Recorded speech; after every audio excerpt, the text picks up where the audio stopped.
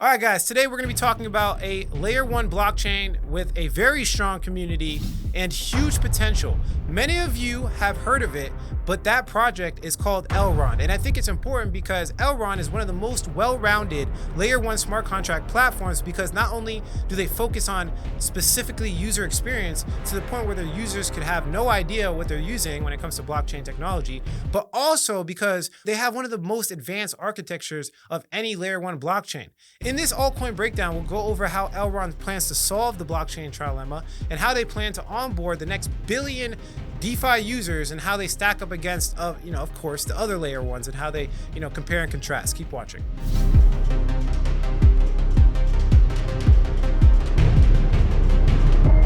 Why do I say Elrond has the most advanced architecture of any layer one blockchain? To understand this, first, you need to understand the blockchain trilemma.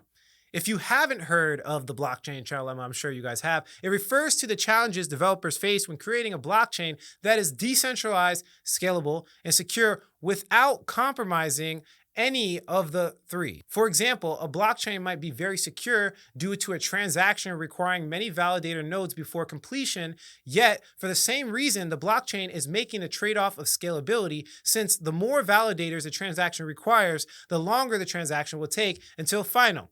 This is why developers aim to solve the blockchain trilemma.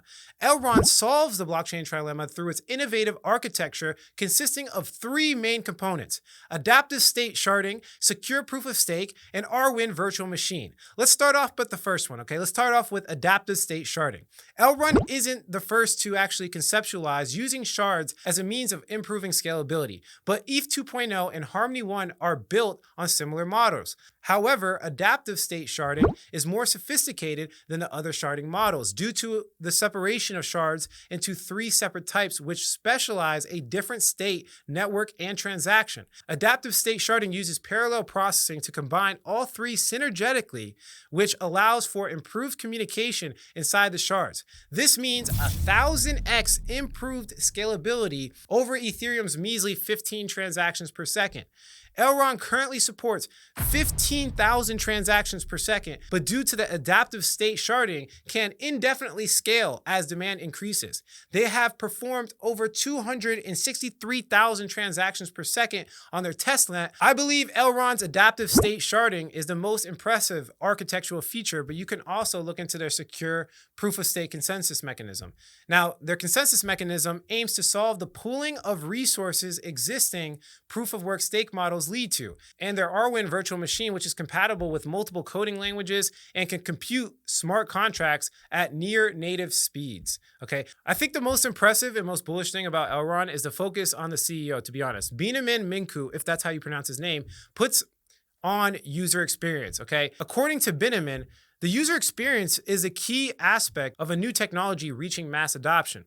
He talks a lot about the adoption of the internet, what eventually drove it to mass adoption, and how we can draw parallels to do the same thing in crypto. Benjamin claims that the moment where the internet crossed the chasm into mass adoption was the introduction of the browser. At this point, user experience was simple enough that they could derive value from the product, yet have absolutely no understanding of the underlying technology they were using. It needs to be so simple that your grandma can use it. The vision has led to the development of Elrond's native, software wallet, which many claim to have one of the most simple user interfaces of any user experience in DeFi, okay? The app is available on Apple, Android, and in 6 languages, and in every country in the world without specific crypto regulations. It includes hero tags, a way to take your long, complicated crypto addresses and turn them into something more similar to a Twitter or Instagram handle, as well as an in-wallet staking. This unwavering focus on user experience is how Benjamin and the Elrond team plan to onboard the next 1 billion DeFi users onto their platform. Onboarding 1 billion users is extremely ambitious. That's more than the total amount of the current crypto holders. But that goal is what allowed them to think backwards to create a product that can scale that level, okay? So if you think about it beforehand, it could scale, right? And potentially actually cross the chasm like he talks about. Now, let's look at their competition. Since obviously Elrond is a smart contract platform, they have no shortage of competitors, including Ethereum, Solana, Cardano, and Phantom, Avalanche. You guys know all of them. We always talk about them. But if you've been looking at what layer ones have been doing all bull run, Elrond is significantly undervalued compared to its competitors, especially when you account for their passionate community.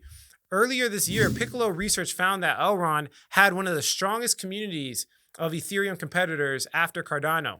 If you go on Elrond Twitter, you'll find that they're much more positive than most cryptocurrency communities and share a culture of educating one another.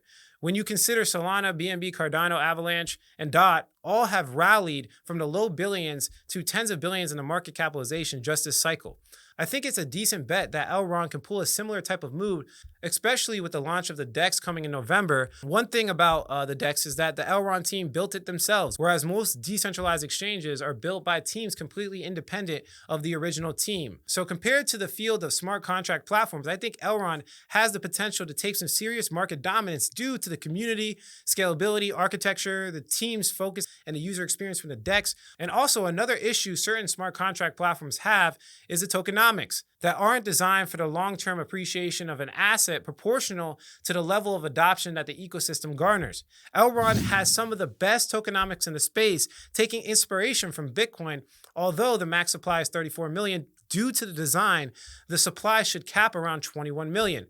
Every year, there's a fixed supply minted for the validators on the network. As adoption increases, the volume of fees collected surpass the inflationary validators' rewards, and inflation stops.